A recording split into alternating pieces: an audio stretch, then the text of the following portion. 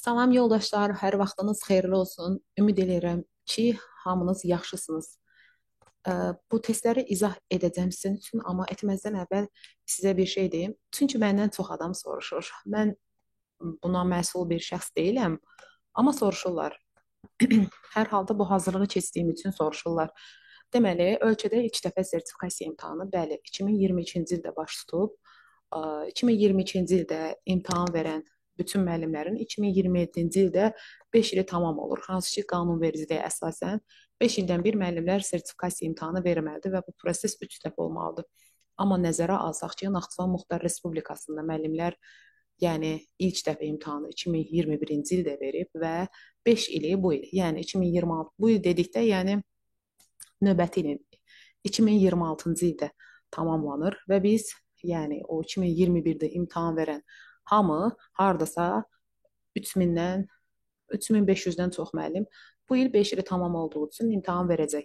İndi o günkü brifinqdə Elm və Təhsil naziri Emin Əmrullayevin 2022-ci ildə imtahan verən müəllimlərin 2027-ci ildə təkrar sertifikatlaşdırmada iştirak edəcəyini dedikdən sonra Naxçıvanın bütün şəhər, kənd, rayon məktəblərində dolaşan bir fikir var. Çünki Naxçıvanın demək olar bütün müəllimləri imtahanda iştirak etmişdir. Yəni bu il demək olar ki, 90% müəllimin sonrakı illərdə olanları nəzərdə tutmuram. Çünki sonradan işə qəbul olanlar, hansı ki, hələ 3 ili tamam olmayanlar və s. və ilaxır hardasa 90%, bəlkə də 95% müəllimin 5 ili bu il tamam olur.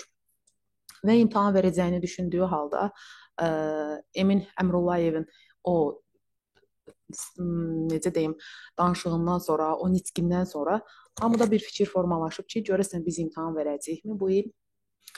Bəli, verəcəyik imtahan. Niyə belə rahat danışıram? Mən bu yay insan resurslarına müraciət elədim və məni göndərdilər Naxçıvan Muxtar Respublikası Təhsil Nazirliyinə və mən ora müraciət elədim. Qısa bir müddətdə sizlə əlaqə saxlayacağıq deyildi və doğrudan da gün ərzində əlaqə saxladılar məndən. Dedilər ki, bəli, 2026-cı ildə Naxçıvandakı bütün müəllimlər, yəni ki, 5 ili tamam olan bütün müəllimlər imtahan verəcək. Amma bundan sonrakı nədirsə bilmirəm. O günləri yenə soruşdum və dedilər ki, yenə imtahan dedilər ki, olacaq. Yəni uzun sözün qısası o danışılan söhbətlər hansı ki qaldı 2027 söhbəti absurd söhbətdir. Yəni belə düşünürəm ki, imtahan olacaq. Bu belə. Sonra gəldik bu testlərə. Deməli, bu testlər leksik bacarıq tələb edir. Bilirik ki, tərcümə əsaslı testlərdir. Amma sırf bu testlərin içində cümlə tamamlamam, məsələn bu test əməlli başlı, yəni qrammatik bilik tələb eləyir. Düzdür, dialoq tamamlamalarda, situasiya testlərində demək olar ki, qrammatika yoxdur, amma bu suallarda qrammatika öz sözünü deyir. Yəni qrammatik biliyi olmadan belə baxanda tərcümə edirsiniz, hamısı uyğun gəlir. Yəni qrammatikası da rol oynayır. Cəmi burada 3 dənə test vardı. Deməli, birinci testdən başlayaq. Mirzə saniyə.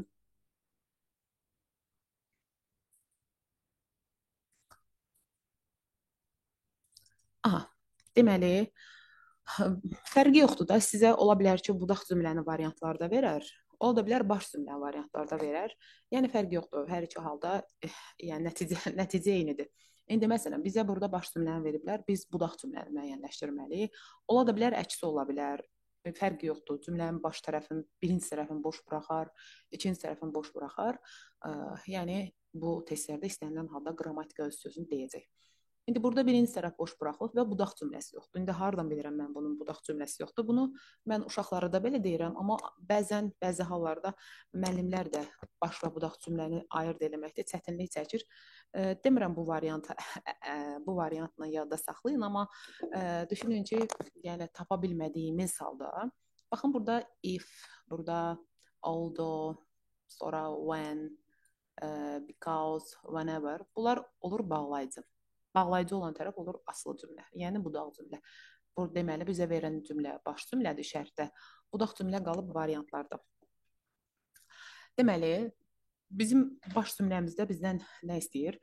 Turkey, bu arada Turkey ümumiyyətlə əslində Turkey deyil, Türkiyə şəklindədir. Bilirsiniz ki, Türkiyə artıq beynəlxalq sferada da adını elə Türkiyə kimi qəbul eləyib. Deməli, Türkiyə tries to persuade the authorities to have it in our country. Bu cümlədən siz heç nə başa düşməyəsiniz. Çünki yarımsıq bir cümlədir. Deyir ki, deməli, Türkiyə bunun, amma nəyin? Baxın, burada bir bunun var, bunun. Nəyin, siz bilmirsiniz nədən söhbət gedir. Deyir ki, Türkiyə daha doğrusu bunun ölkəmizdə keçirilməsi üçün rəsmiləri, yəni dövlət adamlarını, dövlət nümayəndələrini, the authorities, yəni bunun ölkəmizdə keçirilməsi üçün rəsmiləri razı salmağa çalışır. Siz bu cümlədən nəsə başa düşdünüzmü? Təbii ki, xeyr. Başa düşmədiniz böyük ehtimal bu cümlədən heç nə. Çünki bu cümlənin, belə deyək də, baxın, bu budaq cümlə, bizə verilən budaq cümlə baş cümlənin hansısa bir üzvünün yerində olur. Elə o səbəbdən də o üzvün adı ilə, məsələn, baş cümlənin zamanı yerində olur deyə time clause deyirik və yaxud da mübtədası yerində olur, subject clause deyirik və s. Tamamlığı yerində olur, object clause deyirik və s. və ilaxır. İndi sizin də bu cümlədə çatmayan bir şey var ki, bu cümlə bizə aydın olmadı.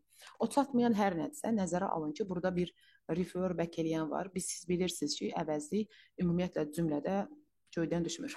Hansısa bir ismin yerində işlənir. Buna qrammatikada antestant deyirlər. Yəni o itin mütləq şəkildə əvvəlki cümlədə bir əvəzlədiyi isim olmalıdır ki, bu cümlə sizə aydın olsun.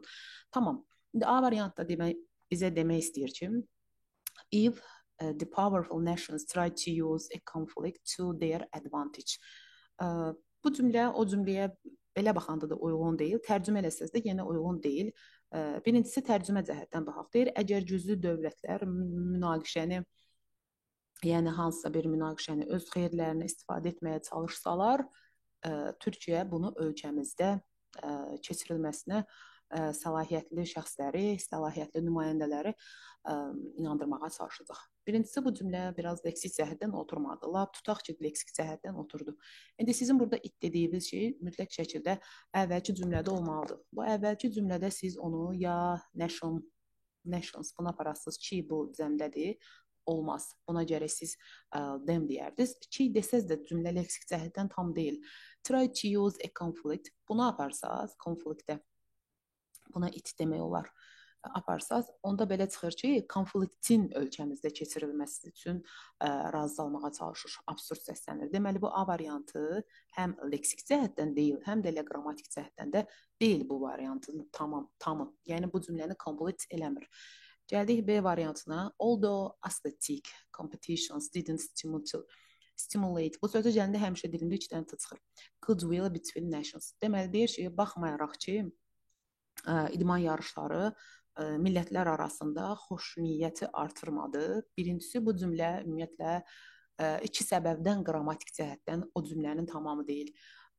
Baxın, bu cümlə past simple-dan danışır. Yəni, cümlə artıq olub bitmiş bir hərəkət. Amma bizim real cümləmizdə tries deyir. Yəni present simple, hansı ki present simple davamlı baş verən bir hərəkət. Past simple oldu, bitdi, qutardı deməkdir. Zaman uzlaşması bu cümlədə pozulub. Birincisi buradan səhvdir. İkincisi də yenə də bizim burada olan bu it dediyimiz şey bu cümlədə yoxdur. Tutalım ki, competitions desəz, bu yarışlar bu cəmdir, it qayıtmaz. Və yaxud da millətlərə qaytarsaz, yenə millətlər cəmdədir, qayıtmaz. Yəni, bu 2 qrammatik səbəbdən o cümlənin davamı deyil. Bu variantı da silirik. Gəldik C variantına. Deməli, when the United Nations wasn't able to solve the problem, ABŞ deyil, üzrlü sayın. Deməli, Birləşmiş Millətlər problemi həll edə bilməyəndə, birincisi bu cümlə past simple-dır ki, zaman uzlaşması orada gözlənilməyibdir. İkincisi də, deməli, tutaq ki, oradakı it qayıdır buna, problem sözünə qayıdır. Yəni, belə çıxır ki, Birləşmiş Millətlər problemi həll eləməyə çalışmayanda onun ölkəmizdə keçirilməsi nəzərdə tutur. Belə bir cümlə mümkündürmü? Təbii ki, xeyr. Yəni, uzun sözün qısası, bilmirəm, bunu bilmirəm, fikrimi indi aydın çatdıra bilirəm ya yox. Sizə verilən bu it mütləq burada bir ismin olmalıdır. Ona görə C variantda deyil. Because UNESCO organizes aid programs for poor nations. Burada da deyirsiniz ki, səbəb budaq cümləsidir. Elə bil bu budağın mütləq nəticəsi olmalı idi baş cümlədə. Deməli, UNESCO kasıb millətlər üçün yardım proqramı təşkil eləyir və yaxud da deyirsiniz ki, UNESCO kasıb millətlərə yardım proqramı təşkil etdiyi üçün Türkiyə bunu ölkəmizdə keçirilməsini istəyir. Belə bir cümlə mümkündürmü? Təbii ki, xeyr. Burada nation sözünə iti qaytarsaz cəmdə də olmaz. Burada proqram sözü cəmdə də qaytarsaz olmaz. Başqa da yoxdur. Bu da zaten burada sifət kimi işlənibdir. Aid proqram, hansı proqram? Yəni bu D variantında deyil cavab. Gəldik I variantına. Deməli, I variantı düzgün cavabdır. Demək bizə nə deyir? Deyir ki, whenever there is an international incident. İnsidenti burada qəza kimi götürmüyor. Bir hadisə kimi götürün. Yəni hansısa bir beynəlxalq hadisə, tədbir, belə deyək. Deyir, nə vaxt beynəlxalq bir tədbir ya da hadisə olursa, Türkiyə həmin baxın, o it dediyiniz şey elə əslində bu insident sözüdür ki, düzgün cavab da elə budur.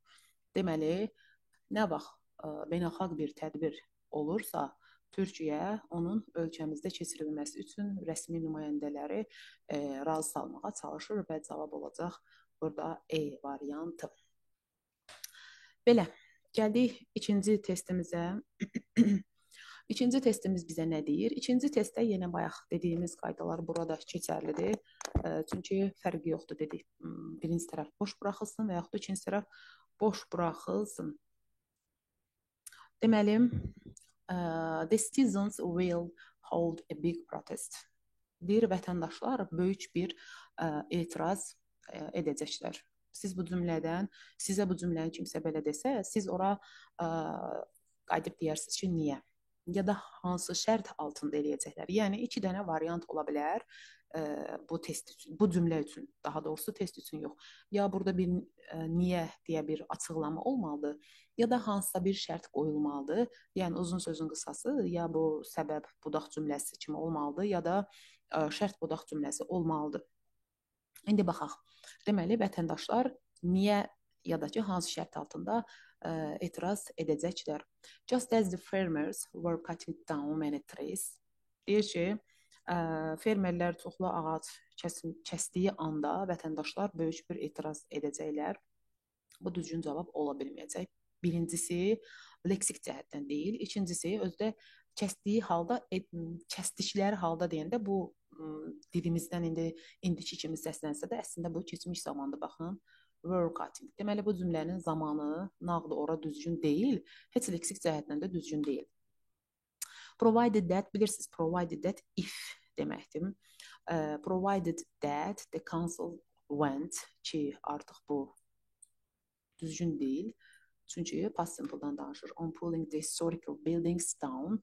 Yəni, demək istəyir ki, şura tarixi binaları sökməyə davam edərsə, ki, bəlkə də bu cümlə düzgün ola bilərdi ki, burada will yox, would olsaydı, deyərdiniz ki,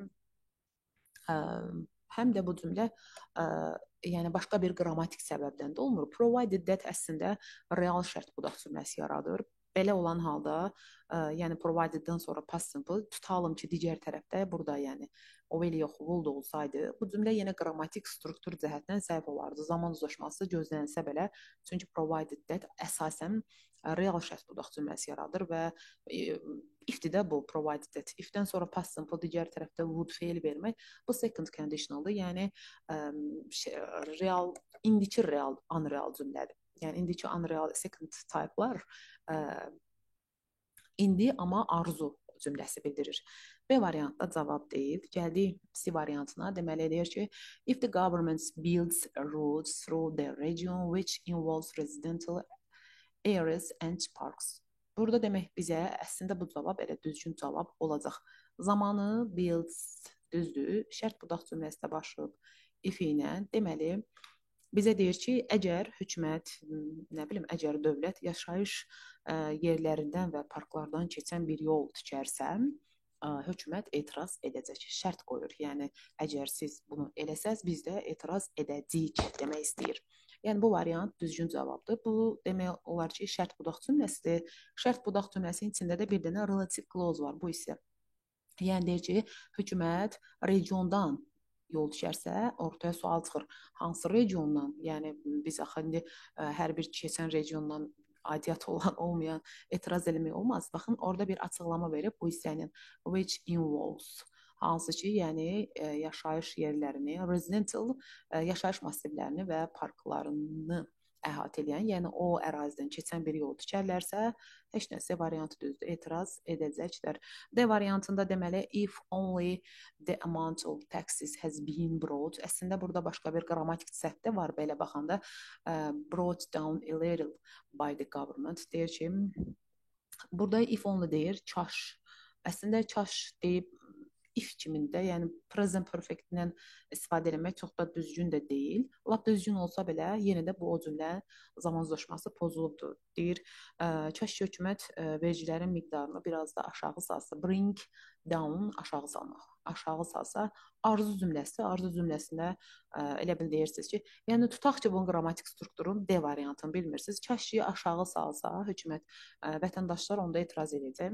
Absurd səslənir. Deməli bu da deyil, həm qrammatik, həm leksik cəhətdən deyil. While the committee was organizing a ceremony for the opening of the new highway. Burada da demək istəyir ki, komitə yeni avtomagistralın açılış mərasimini təşkil edərkən yoxdur. Türkiyəyə inandırmağa çalışır. Yox, bu da deyil. Plus həm zaman baxımından deyil, həm də ki, leksik cəhətdən də o cümləni tamamlamadığı üçün cavab olacaq C variantı. Belə. Sonra keçək üçüncü testimizə. Deməli, üçüncü testdə bizdən nə istəyir, nə deyir? İndi baxıb görəcəyik. Aha, deməli deyir ki, situated in the eastern parts of Turkey, Türkiyənin qərbində yerləşdiyi üçün. İndi siz düşünə bilərsiniz ki, mən bu cümləni nə baş verdi ki, üçün kimi tərcümə elədim. Axı burada bir dənə participle to var. Mən necə ona üçün dedim. Bu cümlə mütləq şəkildə, yəni bunu açsaq, because, since. İndi mən bu cümlənin bu redaction olub. Bu cümlənin indi mən gərək açam bir saniyə real halını. Düşünün ki, bu cümlə əslində, bunu bir də kopyalayım. Bu cümlə redaction olub. Bunun bütöv halı belə olub. Deməli, it is, bir dənə kompüterin dilin English. Deməli, it is situated, amma nə? Bağlayıcısı olmadı bunun. Yaza bilərsiniz because. Yaza bilərsiniz since. Because, since, hətta as. Amma for yaza bilməyirsiniz. Niyə? For cümlə başında işləmir. Cümləni çevirsəz bu tərəfə, budaq cümlədir də bu. İkinci tərəfdə dursa, o zaman yaza bilərdiniz. Deməli, bu cümlənin real halı bu olub. Because, since, or as, it is situated. Aha, it is situated. Bunu da balaca hərf edir. Aha, balaca hərf. Aha, belədir bu cümlə. Because it is situated in the eastern part of Turkey. Türkiyənin qərbində harasındasa yerləşdiyi üçün həmin bu hissəni redaction eləyəndə, ümumiyyətlə bəzilərində reduce eləyəndə cümlənin bağlayıcını saxlamaq olur. Məsələn, əsasən bu zaman budaq cümlələrində olur. When, before, after, while saxlamaq olur. Amma səbəb budaq cümlələrində qətiyyən cümlə redaction olanda onun bağlayıcısını saxlamaq olmur. Baxın, because. Bu, yəni alternativləri də since, as də ola bilər. Və mübtada ki, mübtada da gedirsə, yanında köməkçi feil aparacaq. Bu hissəni yeyirsiniz və bu hissəni çıxandan sonra yerdə qalan hissə olacaqdır. Əslində bir participle to və participle to da biz o cümləni baxarkən bilirik ki, əslində burada səbəb budaq cümləsinin qırılmış bir haldır. Yəni qırılarkən artıq bir phrase olur. Bu cümlə deyil. Sadəcə olaraq bir phrase, yəni birləşmədir. Amma real halı bir cümlə olubdur bu cümlə. Deməli, bu redaction dərs deyil. Sadəcə olaraq sizə o cümlənin orijinal versiyasını göstərmək üçün elə yazdım ora. Deməli, bu cümlədə yuxarıdakı hala düşməsi üçün gərək ki, buradakı bu it dediyimiz şey o birisi variantda. Qoyun buna bir dənə başqa rəng baxın vermək olur. Yaşıl. Baxın bu yaşılın mütləq şəkildə buralarda mübtədası eyni olmalıdır ki, reduce olsun. Bilirsiniz də bir cümləni reduction eləmək üçün mütləq şəkildə baş və budaq cümlələrin subjektləri eyni şəxs, eyni əşya, eyni olmalıdır. Yəni mübtəda eyni bir şey olmalıdır ki, bu reduce olunsun. İndi gələk variantlara baxaq. Yəni siz bu iti axtarmalısınız. Demək bizə A variantına nə deyir? This natural beauty has become easy to visit with the new motorway the government has just constructed deyir. Elə bu düzgün cavabımızdır. Belə demək istəyir bizə, hökumətin yeni tikdiyi və yaxud da tikdiyi avtomagistral sayəsində bu təbii gözəlliyi ziyarət etmək asanlaşıb deyir bu variantda. Belə çıxır ki, əslində Türkiyənin şimal qərb hissəsində yerləşən bu gözəlliyin yeni yoluna görə ziyarəti çox asanlaşıb. Əslində bu this natural beauty elə baxın bu da yaşıl eləyək. Yaşıl daha görsənmədi, bu qırmızı olsun. Aha, baxın bu buradakı it əslində this natural'a qayıdıbdır. Yəni bu əslində o itdir. Dediyim kimi bayaq cümlədə dedim ki, əvəzliklər cümlədə havadan, sudan deyil də, yəni onun mütləq şəkildə istifadə işarə elədiyi, refer back elədiyi bir isim olmalıdır. Bu da onun ismidir. Yaxşı, bu A varianta düz deyin. Bu A variant düzgün cavab olacaq. Gəldik digər variantlara. Ümid edirəm ki, bunun niyə aydın olduğu, niyə cavab olduğu hamıya məlum olar. İndi B variantında bir qrammatik struktur pozulub. Baxın, which is covered by high mountains and beautiful lakes deyirsiniz. Sizin bu cümləniz gərək bu şərtdə verən cümlə bir belə deyək, bütöv cümlə ola ki, siz onu bir dənə relative clause-dan budaq cümləsini qoyasınız. Yəni bir cümlədə iki budaq cümlə var, amma baş cümlə yoxdur. Elə cümlə olar. Məsələn deyirəm, mən məktəbə gedəndə, Leyla məktəbdən gələndə belə cümlə olur. Azərbaycan dilində deyirəm, ha. Mən də gedəndə olur bir zaman budaq cümləsi. Leyla məktəbdən gələndə yenə oldu budaq cümlə. Bəs bu cümlənin baş cümləsi yoxdur. Ona görə bu ingilis dilində də elə eyni qaydadadır. Bir də sizə bir şey deyim. Ümumiyyətlə sintaksis bölməsi elə hər iki dildə demək olar ki, struktur baxımından eynidir. Yəni ingilis dilində cümlə strukturunu yaxşı bilməyin yolu elə ana dilimizdəki cümlə strukturunu yaxşı bilməkdən keçir.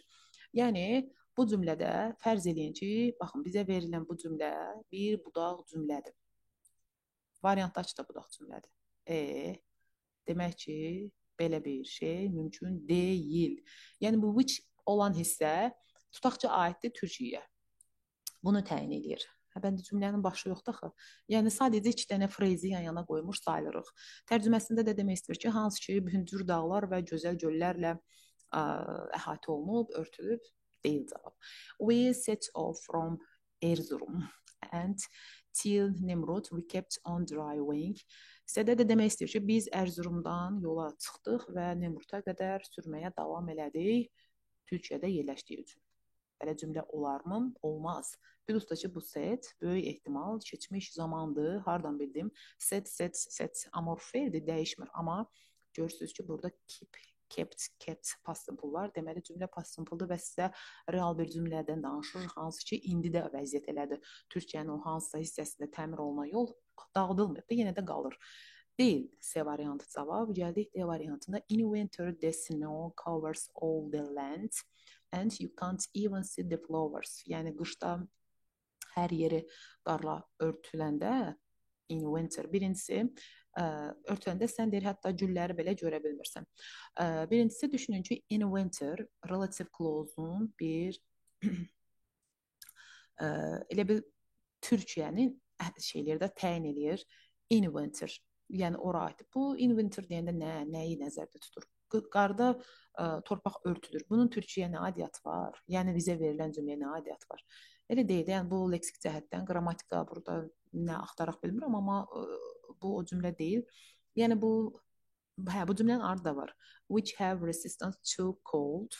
Burada deyir present perfect-lə istifadə edir. Deməli qışda qar bütün ərazini örtür və soğuğa davamlı olan çiçəkləri belə Gördüm ya bu cümlənin burası yarımçıq gəlir. Gülləri görə bilərsən, hansı gülləri ortaya bir sual çıxır. Hətta soyuğa davamlı olan, olmuş olan gülləri belə görə bilmərsən. Türkiyə qərb hissəsində yerləşdiyi üçün deyil bu cavab.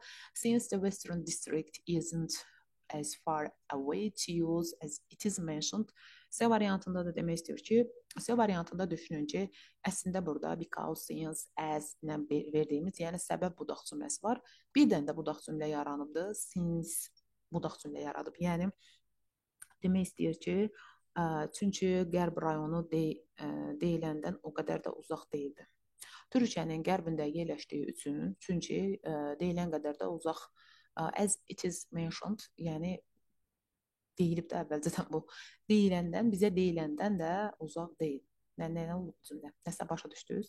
Xeyr, deməli sizə verilən cümləni budaq veriblərsə başını axtarmalısınız. Baş veriblərsə budağını axtarmalısınız. Və bu cümlədə I variantı, B variantı, bunlar budaq cümlədir. Ümumiyyətlə oxumağa da gərək yoxdur. Mən prosto sizə görə oxudum. Deməli bizə verilən cümlələrdə ya baş ya da budaq cümlə buraxılacaq. İstənilən halda bu tip testlərdə öz sözünü deyəcək cümlə strukturu mütləq şəkildə redaction qaydası çox çıxır.